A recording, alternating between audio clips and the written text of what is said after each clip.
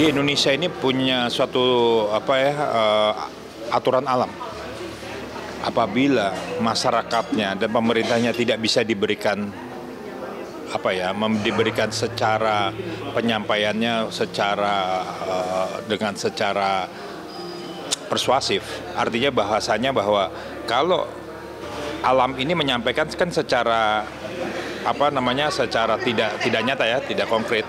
Tapi ketika alam itu memberikan suatu bentuk nyata, itu menimbulkan berarti harus ada evaluasi di dalam aturan. Dan kita tahu sendiri terjadinya bencana alam, baik sekarang terjadi di gunung maupun terjadi adanya gempa dan sebagainya, itu tidak terlepas dari kacamata kondisi manusia yang begitu serakah, koruptif, lalu sifatnya sudah kayak binatang. Dia tidak melihat halal dan haram.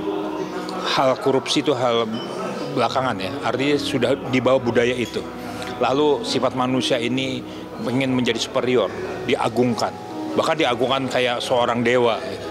Nah, akhirnya alam tidak menerima, khususnya bumi tidak menerima, maka dibuatlah getaran-getaran kekuatan untuk memberikan pleasure agar kamu manusia, bahwa kamu tidak ada apa-apanya dengan kami, gitu bahasanya. Nah, itu akan terjadi di Indonesia kalau pemimpin bangsa ini, para penjabat pemerintahannya tidak sadar bahwa kalau dia berkhianat dengan alam, berkhianat dengan negara, berkhianat dengan agama, maka dia akan dihukum oleh alam. Itu.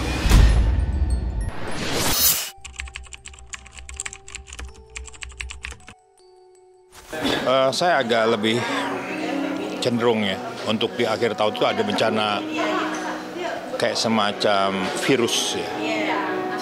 Mungkin COVID kedua, tapi memasukinya lebih serem dibanding COVID dulu. Jadi bukan kita menakuti ya, kita kan meminta kepada Allah Subhanahu Wa Taala, Tuhan Yang Maha Esa ini untuk dilindungi.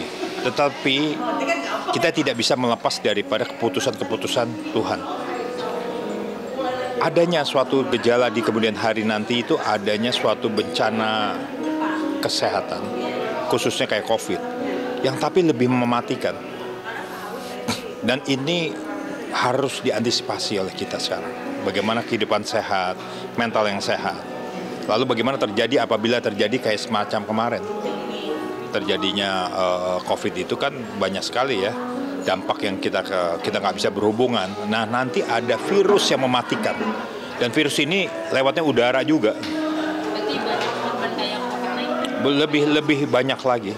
Dan bahkan sifatnya mendadak deh. Kita harus siap standby. Oh iya, kita siap standby artinya siap mental.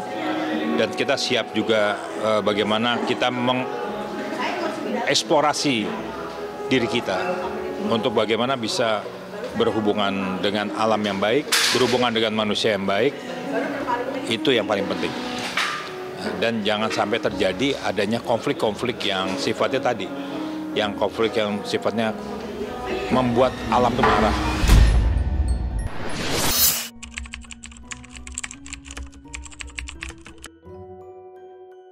Ya, kalau saya perhatikan, kita waspada ya. Pertama, adanya hujan-hujan yang angin yang luar biasa. Kalau gunung ini masih sinyal-sinyal satu gitu, siaga satu lah ya. Tapi kalau alam hujannya banjir itu yang terjadi akan banyak terjadi baik di kota besar maupun di daerah-daerah seperti daerah Bogor, sekitarnya ya, Sukabumi. Bahkan yang kasihan tuh daerah-daerah pinggirannya seperti Cianjur, gempanya juga kan kayak langganan gitu kan. Lihat pesisir juga gitu, tsunami kecil juga akan berjalan. Yang kita waspadai adalah gunung-gunung yang kira-kira yang merasa tidak aktif jadi aktif. Aktif ini kan kalau sudah menimbulkan satu akan menimbulkan gejala dua. Nah, ini yang harus kita perhatikan. Tetapi yang paling bahaya adalah gejala alam angin. Angin disertai banjir ini.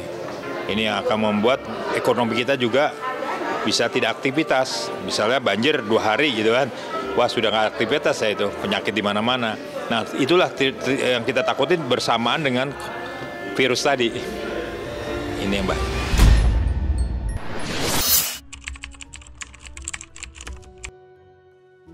Saya lebih cenderung terus terang saja ya, kalau pesawat di Indonesia nggak begitu ya, tapi kecenderungan mobil kendaraan di Indonesia ini, yang luar kota ini yang banyak banget kejadian-kejadian kecelakaan bus, kecelakaan yang diakibatkan kelalaian, banyak sekali, bahkan lebih banyak daripada tahun lalu.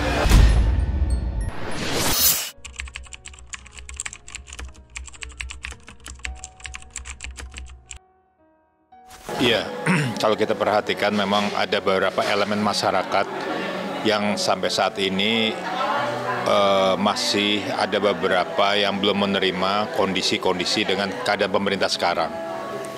Pertanyaannya adalah, apakah kondisi-kondisi seperti ini akan terjadi lagi gitu ya? Seperti kondisi seperti adanya demo besar gitu kan? Kalau saya perhatiin ke depan bahwa ada memang beberapa elemen masyarakat, bahkan ada demo besar sekali yang memang harus kita waspadai, khususnya bukan hanya buruh tetapi mahasiswa dan masyarakat. Nah, ini harus ada peran pemerintah, kehadiran negara untuk memberikan suatu solusi, karena kalau tidak akan berdampak implikasi secara ekonomi, politik, sosial, dan kebudayaan gitu. Artinya bahwa pasti ada efek dominonya. Nah, kenapa demikian? Karena harus kita mengevaluasi juga bahwa kondisi-kondisi yang sekarang ini diakibatkan karena permasalahan-permasalahan yang sebelumnya lalu yang terjadi masalah.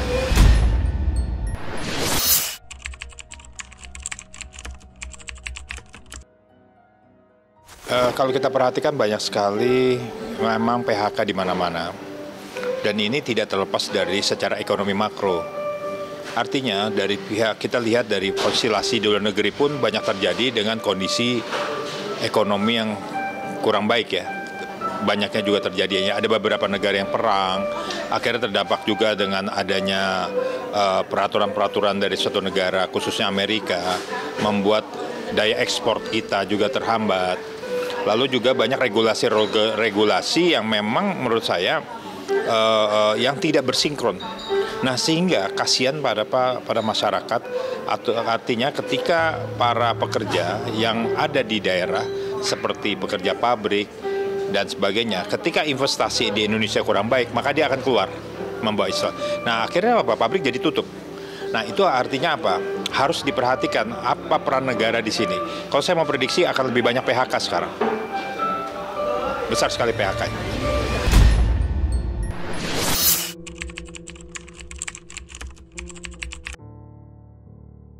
Ya memang kalau kita perhatikan Indonesia bisa seperti itu lagi kalau tidak diantisipasi dari sekarang, yaitu pertama pertumbuhan ekonomi yang seimbang antara jurang kaya dan jurang miskin ini terlampau jauh lah ya.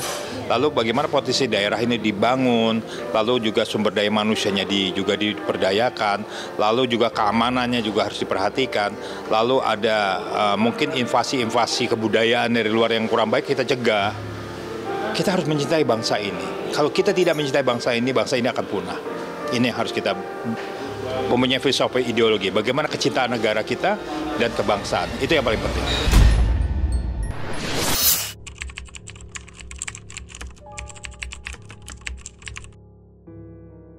Ya, sekarang AI itu kan sudah kemana-mana ya. Kita sudah bisa memplagiat apapun, meminta apapun. Kehidupan manusia itu kebutuhan. Manusia itu bisa dipakai AI. Dan sekarang mentransformasinya gampang. Dan ketika pekerjaan manusia sudah diganti mereka, lebih parah lagi, tidak ada harapan. Anda sudah jurnalis, Anda seorang produser film, pemain AI udah bagus loh. Anda bisa nggak pakai. Kalau Anda nggak pakai gimana? Anda untuk apa sekolah? Iya kan? Untuk apa kalau kita nggak punya kemampuan? Nah, ini yang kita cari adalah bagaimana peluang-peluang untuk ke depan nanti anak-anak kita yang sekarang ini bagaimana bisa mencari apa nih dinamikanya. Harus mencari sesuatu yang tidak mungkin akan terjadi. Karena kalau pekerjaan yang sifatnya konvensional seperti teller, seperti termasuk wartawan, termasuk mungkin dokter, mungkin seorang pengacara, itu akan diganti AI nantinya. Dan kita akan gimana? Hidup kita nggak ada harapan. Lalu nasib bangsa ini dipakai oleh siapa? Dipegang olehnya orang-orang kaya. dan orang yang punya teknologi.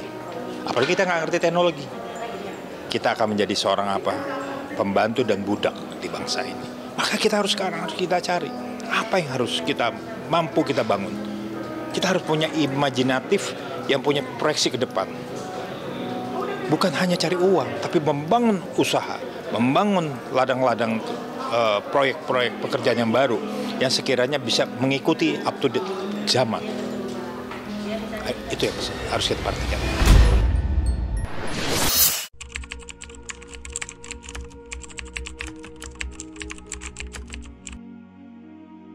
Itu sebenarnya itu kan menurut saya bukan menuduh, tapi itu kan ada kebutuhan orang atau kelompok atau suatu negara untuk mengambil akses pribadi.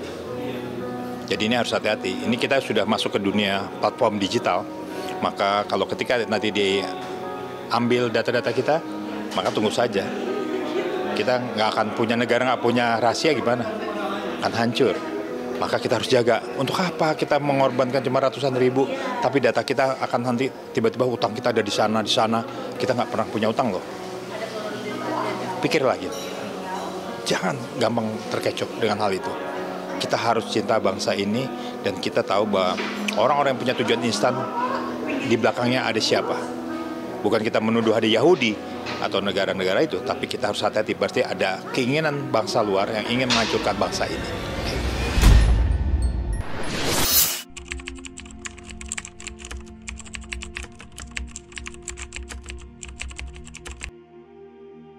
Jadi begini, kita adalah anak-anak bangsa yang harus membangun bangsa ini dengan baik. Kita harus punya harapan bahwa kita mempunyai masa depan yang baik, sehingga harus menciptakan suatu inovasi untuk mencapai tujuan. Apa inovasinya? Banyak kegiatan usaha yang memang kita bisa maksimalkan. Mari kita belajar, mari kita membaca, dan mari kita mencari suatu solusi agar kita bisa maju. Itu yang paling penting. Karena bangsa ini di tangan oleh anak-anak muda. Ketika anak-anak muda tidak bisa memegang amanah ini, maka negara ini akan siapa? Akan hancur. Dan negara ini adalah negara yang besar, kekayaannya, sumber daya alamnya besar, potensinya besar. Tapi apabila kita salah memanajemen, tunggu waktunya. Kita akan hancur. Dan hancur sehancurnya dan menyesal kemudian. Maka mari kita bangkit, kita semangat. Kita cari apa yang peluang kita untuk bisa bekerja. Apapun juga. Jangan melihat nominal. Tapi carilah sesuatu inovasi yang bisa dibangun oleh bangsa ini.